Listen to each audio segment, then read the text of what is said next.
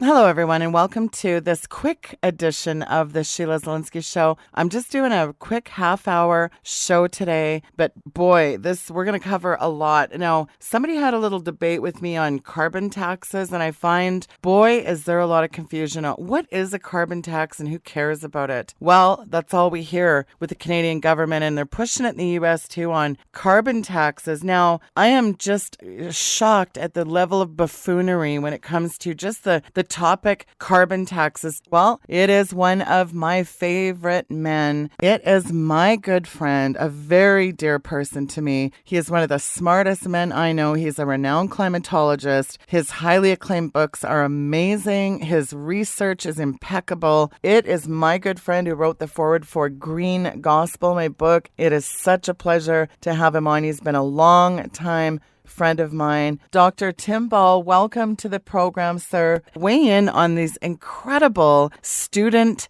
climate protests across United States and Canada. Of course, we see them in Europe too, but they're even right in my own backyard here in BC, Canada. And it is stunning the level of ignorance even with our youth, what's happening when it comes to this term climate change. So weigh in on that and then give us what we need to know about carbon taxes. Well, of course, this is they're down now to using the children because they're losing the argument on the science of it. But your proposal for the program today is very, very important because, as Voltaire said, if you're going to debate with me, sir, first define your terms. Yeah. And everybody uses terms. They use them incorrectly. They don't know what they're talking about, which is indicated by their use of the term. And so just by establishing what each term means and what's actually going on, you can clarify an awful lot of the deception that's occurring. So,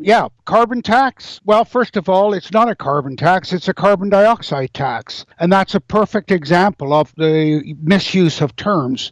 Carbon is a solid. They use it because the people equate it with soot and coal. And of course, that then makes it dirty. In fact, carbon dioxide is a gas. It's not a solid like carbon. And carbon dioxide is one of the most important, although a very small fraction of the atmosphere. It's about 0.04% of the total atmosphere. It's an important gas because it's what plants need to survive. It's as important to the plants as oxygen is to us as humans. And so that's the first thing. The second thing that the confusion that you get is that you get climate scientists. They're people who are expert in one thing, like they're physicists, for example, but because they try to apply physics to climatology, they then call themselves a climate scientist. The only people that are knowledgeable about climate and climate change are climatologists. Right on. That's the people that study. Now, the difference between a climatologist and a meteorologist is a meteorologist studies physics of the atmosphere, the physics of how the atmosphere works. So that's a huge difference. The second part of this is that weather and climate. Weather is when you stand outside, it's what you experience at any given moment. And it's the sum total of everything from cosmic radiation in deep space to heat coming from the center of the earth and everything in between. That's the weather. And it's a momentary thing. The climate is the average of that weather. So if you measure the weather every hour, average out that weather over a 24-hour period, that's the climate of the day. And so climate is the average of the weather at a location, so say the climate of Kelowna, or the climate change over time. So how the climate of Kelowna changes over time. That's the proper terminology. But all of this has become confused because people chose or took climate and climate change for a political agenda. And therefore, everything was confused and confusion was deliberately created so that they could tell you one thing and actually mean something completely different. So those are some of the important definitions that you need to know and need to understand. But the one with regard to this particular thing is when they talk about carbon tax, they're talking about carbon dioxide tax, and that is an estimate by governments of what percentage of tax individual humans are putting out out, individual businesses are putting out, individual industries are putting out, and then they estimate that they believe that carbon dioxide, or CO2, is causing global warming, and that's potentially harmful to the Earth, and therefore you've got to pay for the damage that you're doing to the planet, and they then assess a carbon tax. And so that's how it all came about. Okay, well, I want to read you something that I think is this really tells the tale on it. I want to read to you, Tim, and I think you'll find this incredibly interesting. I want to read the Wikipedia definition of how they explain this, and I think this is kind of frightening. A carbon tax is a tax levied on the carbon content of fuels. It is a form of carbon pricing. Carbon is present in every hydrocarbon fuel, coal, petroleum, natural gas, and converted to carbon dioxide. In contrast, non-combustion energy sources, wind, solar, geothermal, hydropower, and nuclear, do not convert hydrocarbons to CO2. CO2 is get this, heat-trapping greenhouse gas, which represents a negative externality on the climate system. Then it says, see scientific opinion on global warming. Well, of course, that's the definition that they want. And so if you're going to have a debate with somebody, you define the terms and have your debate about it. But somebody else can come along with a completely different definition, and the debate is completely different. What they're doing is, in that definition, is they're defining CO2 as a harmful or dangerous gas. And that is completely false. I mean, it's like saying that, okay, we're going to define oxygen as a dangerous gas because oxygen causes rust. It causes metal to degrade. And therefore, we're going to define oxygen as a harmful gas in the atmosphere and reduce the amount of oxygen in the atmosphere. It's absolutely crazy. And by the way, the current level, which is also a false number created by the Intergovernmental Panel on Climate Change, they claim that the amount of carbon dioxide in the atmosphere is 400 parts per million. And that is the total amount that comes from all natural sources like oceans and forests and so on, and also the portion that comes from humans burning fossil fuels. At 400 parts per million, it's only about 1/3 of the amount that plants actually need to be most efficient. Plants need anywhere up to 1,200 parts per million to yield the maximum yields they're capable of doing and to be most efficient. And we know that from research done in labs where you take a plant and surround it and then increase the amount of CO2 that's available to it. And the plant will increase its yield by a factor of 4, reduce its water use by a factor of 4. And also, when you look at the record, the level of CO2 in the atmosphere over the last 250 million years has been 1,200 parts per million. In other words, 4 times higher than it is today. And during that 250 million years, plants evolved. Therefore, they evolved to an optimum level for them of 1,200 parts per million. So it's like with a human that you're not getting enough oxygen. You're getting 1/3 of the oxygen that you require. Well, you can take oxygen and increase your performance. And you watch, this is what athletes do.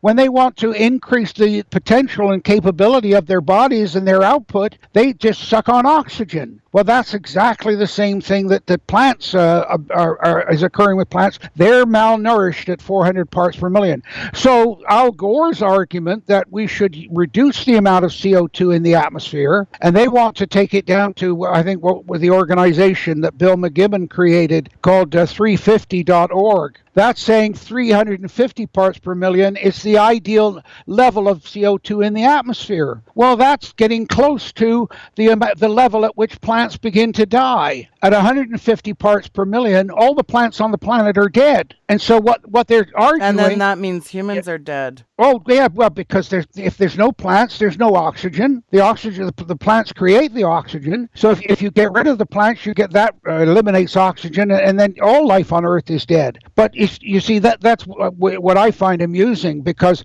a lot of these people that promoting all of this stuff are anti-human. They believe that humans are a plague on the planet, that they shouldn't be here. And so you can see this in so many different ways, that they believe that if you got rid of all the people on the planet, the Earth would be a much better place to live. They say, that this is their line, the objective of a carbon tax is to reduce the harmful and unfavorable levels of carbon dioxide emissions. Carbon taxes offer a cost-effective means of, here we go, ready for it, reducing greenhouse gas emissions. Explain this. Well, of course, you see, what they're arguing is that humans, by burning fossil fuels, are putting more carbon dioxide in the atmosphere. And they start with the assumption that if the CO2 in the atmosphere increases, the global temperature would increase. And that's based on the argument that sunlight comes into the Earth's atmosphere, passes through the atmosphere, hits the Earth, warms up the Earth, and that heat then heats the atmosphere. And one of the things that's very critical that people don't understand or know is the atmosphere is not heated by the sun. The atmosphere is heated by the Earth. And the proof of that is that I don't care where you are on the Earth or what time of day or anything else, if you get in an airplane and you fly up to 40, 50,000 feet, you will find yourself at minus 40, minus 50, minus 60.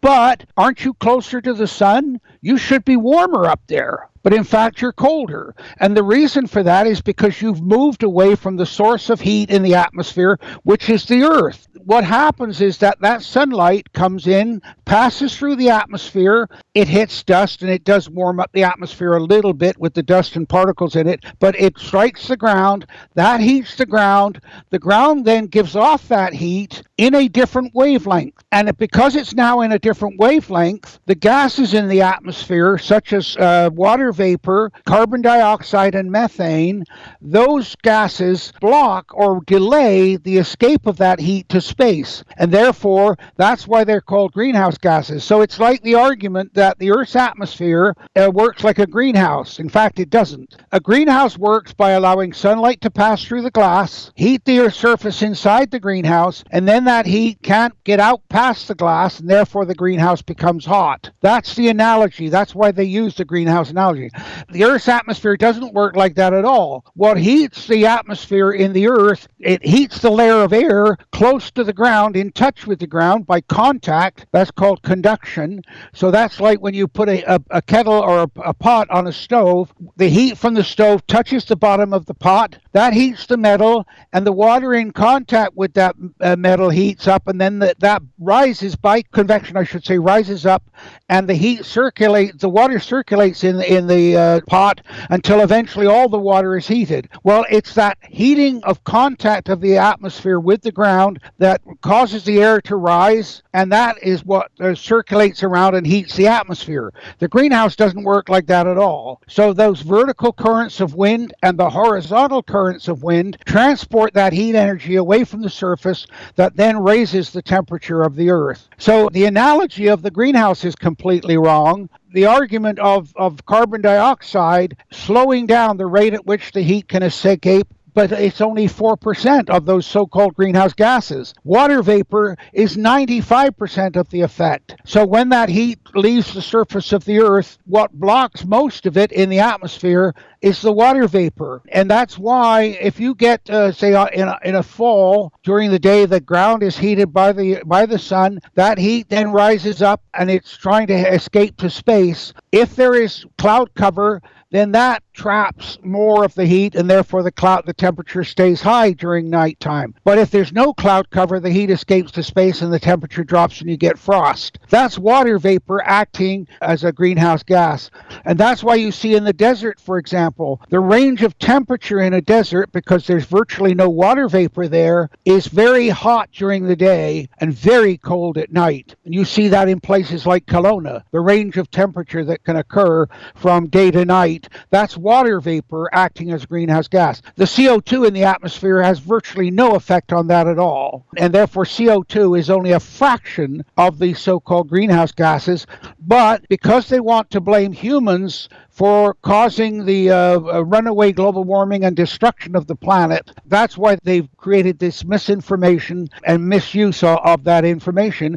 But they build that into their computer models. So in their computer models, they say if we increase the CO2, the temperature increases. Well, of course it does, because you programmed your computer model to do that. But that's the only place in the world where that happens. In nature, if you increase the CO2 in the atmosphere, it doesn't do anything to the temperature at all. So this is all what they've created, a lie created in a computer model. And then when you say to them, well, how do you know that CO2 causes temperature increase? Well, our computer models does. We raise the CO2 in the computer model and the temperature increases, and therefore that proves it. This is unbelievable, but this is what they're doing. It's incredible. For example, yesterday, this is the post at Breitbart. Al Gore, over 99.9% of scientists agree with me on climate change. Listen, 99.9% of scientists don't even agree that Al Gore is human. Come on. Appearing on CNN, trustworthy CNN's newsroom Friday, former Vice President Al Gore claimed that 99%, well, let's listen to this from him talk about this. Here we go. Despite all the science, all the warnings, there are still skeptics at the highest level of government. To what do you attribute that? Well, I don't think that there are, obviously there's no basis for doubting what the Mother Nature is telling us now. It's beyond the consensus of 99% of the scientists. Just listen to Mother Nature, and the climate-related extreme weather events have quadrupled in recent years. Here in the U.S. alone, in less than 9 years, we've had 17 once-in-a-thousand-year events, and they keep on coming, and they keep on getting worse. So the old strategy of trying to fool people into disbelieving the evidence in front of their own eyes is failing. And we're crossing a tipping point now, Brooke. We're seeing many Republicans change their positions and join the growing bipartisan consensus. And the debate's not about the science. That debate's long since over. The debate now is about the best ways to move as fast as we can to solve this crisis. But what about the leader of all Republicans, the president himself? I mean, if inaction continues for the next 2, maybe 6 years under a Trump White House, what concerns you? What is the one immediate consequence on climate?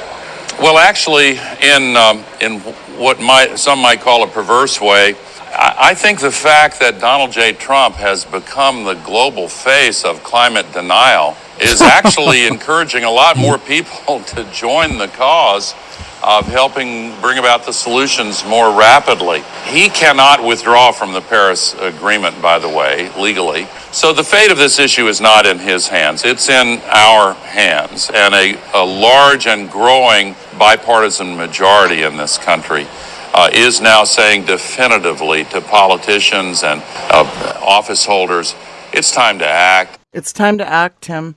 Every single thing he said in those statements is false. Every single one. Yep. First of all, CO2, as I said, it's not carbon. The levels, it's not related to temperature change whatsoever. There's no place in the record that shows that. And the weather events, increase in weather events, even the IPCC in their most recent reports say that the weather events have not increased. In fact, they've decreased. He's absolutely telling lies about that. Straight out lies. The number of storms, the severity of the storms has not increased. There have been virtually no tornadoes for one of the longest periods in the record. And yet he doesn't mention anything about that at all. The Paris Agreement, yes, the president can pull out of it. And the reason is because it's an agreement, not a treaty. If it was a treaty, like Kyoto, then the Senate would have a vote on it. And Obama knew if it was a treaty, the Paris was a treaty, the Senate would vote no, not to agree to the treaty, just like they did with Kyoto. And so it was called an agreement, and therefore the president can pull out at any time that he chooses. And Trump chose to pull out of it. But the final issue is 99.9% of scientists.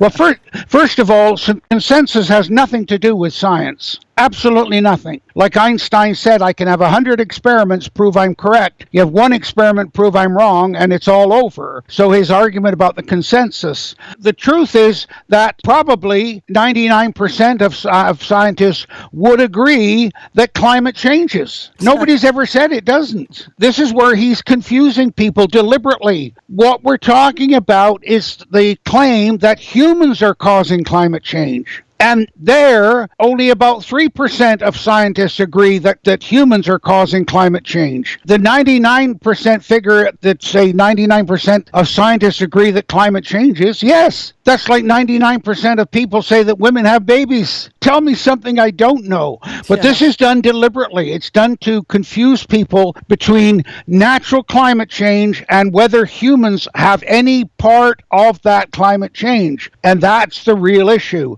99% of scientists do not agree that humans are causing climate change. And then, of course, his final comment about the science is settled, the debate is over. There never was a debate. There never was a debate, because what happened was they put up the hypothesis that if humans add CO2 to the atmosphere, the temperature would increase. That's a scientific hypothesis. But what happens in science is that the minute you create a hypothesis, other scientists acting in their proper role as skeptics challenge that hypothesis. Well, they blocked any attempt to challenge the IPCC CO2 from humans is causing global warming hypothesis. It was never challenged. There was never a debate. And the simple solution to that, by the way, is to say to Al Gore, okay, Al, if you say the science is settled, the debate is over, then stop all funding to climate research. Why do you need any more funding if the science is settled? So his argument that the debate is over is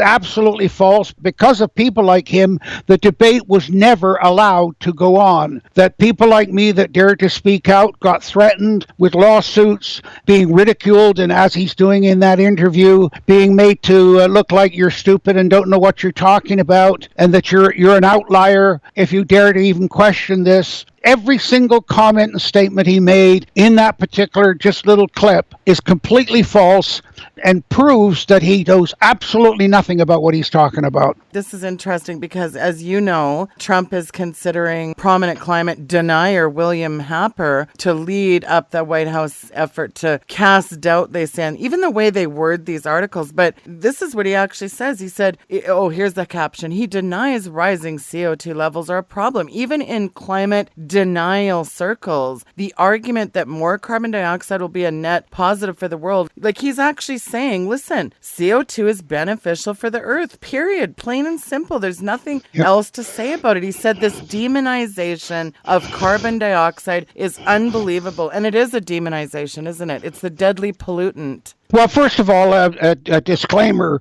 I've known Will Happer for 30 years now. He's, by the way, is one of the top physicists in the world. Yep. He's a professor emeritus at Princeton, and he was chosen by Trump to head up this climate red team to do the proper science. In other words, to do what I talked about just now, that is to look at the other side. So what he's arguing, and you've heard me talk, I will say to the audience, look, I'm going to give you a biased presentation because all you've heard up to now is a bias. I'm going to give you the other bias that you don't hear. You then go home and make up your own mind. And that is what's happening here. That Happer is going to chair the team that is going to look at what is not presented to the public, deliberately kept from the public, and distorted when it's presented to the public. And you just heard Al Gore do a example of that, and then he's going to say, okay, here's what you haven't been told, now what do you think about it? And of course this is exactly what should have happened. Happer is very, very well qualified, and they couldn't have picked a better person, and of course he will select people. Now, as you said, Happer's being attacked not because of his capabilities or his knowledge, but it's a personal attack. They won't attack him on the science because they know they're going to lose every single time. And that is the same thing with me. Oh, he's paid by the oil companies, he's this, he's that. Well, why don't you answer my questions about the science? And the answer is because you can't, and you don't want to, because if you answer the questions properly, you're going to have to show that what I'm saying to the people is correct. So the idea is to keep the debate off of the table. One way you do that is by saying there's no point having the debate, it's over. Incredible, Tim. Well, Yeah. this clears up a lot of this for people, and I'm excited about what Trump's doing. Al Gore made it sound like everybody is, there's just this massive growing body. No, there's a massive growing body of people that think he's full of crap, is what there is. Yeah. Okay. Look here, just very quickly at the end, to give you hope and to give you a pattern. The public, for the most part, don't understand the debate, the science, and so on, but they know there's something wrong. There's a growing, and as you see it in the distrust of politicians and the political vehicles and the use of everything for a political agenda, and all of the polls are showing that the public are sitting on the sideline, keeping their mouth shut. And one just last week showed that about 80% of Americans are neutral on the climate issue. Now, the reason they're neutral is, as I said, because they think there's something wrong, but they can't explain it, so they keep their mouth shut. So they're doing like Twain said, if you sit with your mouth shut, majority of people will assume you're stupid. Don't open your mouth and prove it. And so what they're doing is they're sitting there. A 10 million people poll of 8 different countries listed 16 concerns of the public. Climate change was dead last. And so what's happening is the public know that there's something wrong, that they've been lied to, but they don't know enough to put their finger on it, so they're just sitting quietly by. And then, of course, now, with Trump saying, okay, here's what you haven't been told, what Trump is doing as a proper leader would do is saying, look, here's all the information. Now you make up your mind. So that's what will happen. So the public are ready to hear what Will Happer and his group have to say, and then hopefully some sanity will be brought to all of this. Oh, wow. Sanity. That's a new concept, Tim. Yeah, Well, listen, Tim, in the waning part here of this show, very quickly give out your information, how folks can check out your handiwork and also get your amazing book as well. Yeah, my website is drtimball.ca. That's DRTIMBALL.ca, and my book is advertised on that, and it's the biggest deception in history, and that, of course, is the human cause of global warming. And what it is, it's a simple read, not to insult people's intelligence, but just to put it in language they can understand. Because one of the great deceptions of today's world across the spectrum is that every group has their own terminology and their own language, and they can talk to each other, and the public don't understand. And that's what you do with the law. And you take any course at university, the very first thing in first year is you learn the language of that discipline, which then gives you power and authority over that information. And so the book is 104 pages. It does investigative journalism, who, what, where, when, why, and how, about how they created this great deception. Yes, and it is absolutely wonderful. And I just really appreciate your time in coming on the program, Tim. It's always a pleasure to have a little sanity on this issue. Thank you, sir, for your time. Well, you're welcome. And by the way, notice that there's not a single university in the world that offers even a half credit in common sense. Common sense is not so common, Tim. Exactly.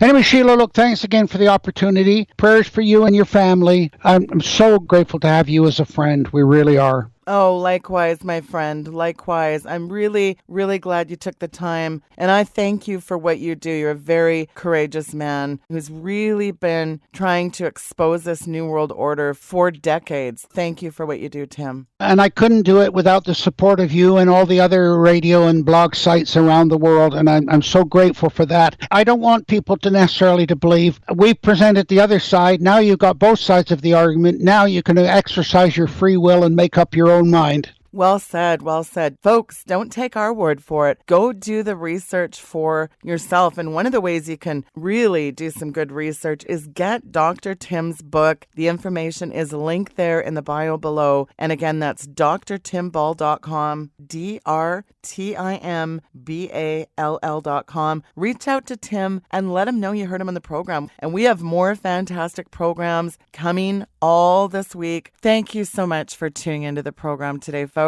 And do not forget to subscribe to my YouTube channel and follow me on the podcast. All that information is over there at SheilaZilinsky.com. We'll see you real soon. Good night and God bless.